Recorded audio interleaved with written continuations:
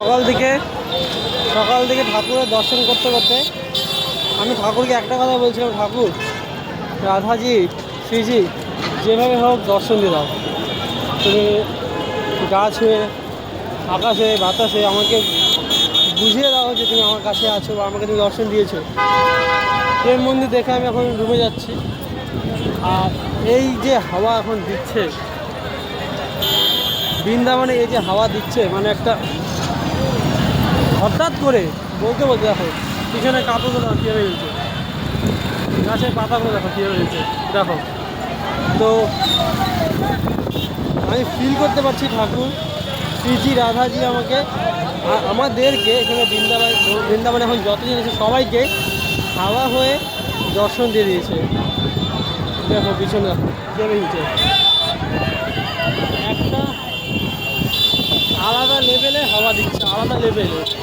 আর আমার দৃঢ় বিশ্বাস যে এটা ঠাকুরজি আমাদেরকে দর্শন দিচ্ছে।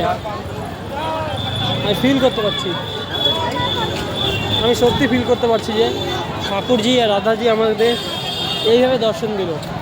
আর এদিকে চারিপাশে এত পজিটিভ ভাইব আলাদা লেভেলে।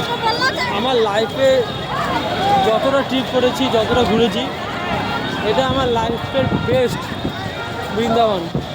বন্ধুরা আমি আবার আসবো, কথা দিচ্ছি আমি আবার আসবো। দেখো কি ভাবা দিচ্ছে, আমার চুল দেখে বুঝতে পারছি কীভাবে উঠছে। তো আমি সত্যি ফিল করতে পারছি যে আলাদাই লাগে, মানে আমি সত্যি অনেক খুশি, আমি সত্যি খুব খুশি, মানে আমার ভাষা নেই বলার মতন, আমি এতটা খুশি, সত্যি খুশি। Thank you.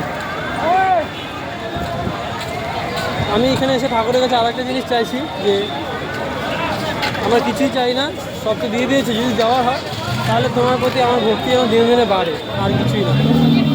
সত্যি আলাদাই ছিল আমার এই সোলো ট্রিপ, বৃন্দাবন ট্রিপ। আমি খুশি, আমি সত্যি খুব খুশি।